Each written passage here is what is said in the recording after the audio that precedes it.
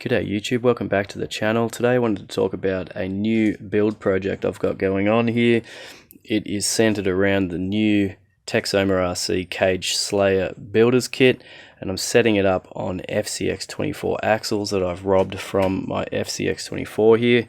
I wanted to go over some of the details of what you get in the Cage Slayer Builders Kit and some of the progress I've made on getting it set up on the FCX24 axles. With the Cage Slayer Builders Kit, you get an absolute multitude of different chassis setup options. This is all the stuff in the kit that I'm not using on this build. A lot of it's going to be dependent on what electronics you're using, what platform you're converting, whether you want to run it as a cage setup or with a body. I'm not going to go into all of the details of all the different components. I'll just focus on what I've used on this build and why I've chosen those options. So the way I've got this thing set up so far, it's sitting on 143mm wheelbase. That may change. I may stretch the back out a little bit and bring it up to around the 150mm mark. I haven't decided yet. I'm still in this sort of design phase of the build. I have decided to go with a brushless system. So I selected this cross member out of the builder's kit, which allows me to house a FuryTech Lizard Pro ESC and a decased turbo racing receiver in the front of the vehicle there. I also decided I wanted to run the front axle with an overdrive, so I've got this Power Hobby 14% overdrive transmission. I think that's going to be a really nice setup. I've got double barrel shocks from my FCX24 from, I think they're RC all-wheel drive double barrel shocks.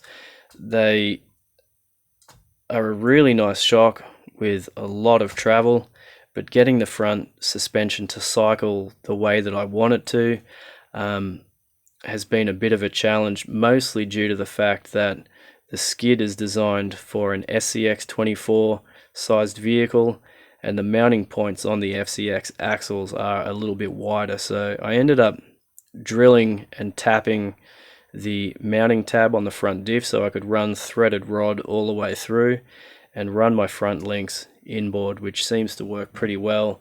It got the shock position on the front a lot better, allowed that suspension to cycle really nicely. The 3 links that you can see in there are only temporary. That was just basically to give me the ability to mount the axles onto the vehicle, start taking measurements, check out the shock placement, make decisions on the wheelbase and that sort of thing. So I'll end up making 4 links front and rear. I'm just waiting on some rod ends from Endura to come in that are drilled specifically for the SCX24 platform. That's pretty much all the details I can think of on this build so far. I'm super pumped with how it's coming along. It's going to be a freaking beast when it's finished. If you're interested in building your own Cage Slayer, I'll have links down below where you can buy the builder's kit that I picked up. Josh from Texoma RC has got a ton of different Slayer options for stock swaps for SCX24 platforms, Hobby Plus platforms. So I'll put links down below so you can check out all of his stuff. It's super neat, it's super clever. There's nothing really else out there like it. If you're interested in following along with my build, please consider subscribing to the channel so you don't miss any content. As always, thank you guys so much for watching, and I'll catch you on the next video.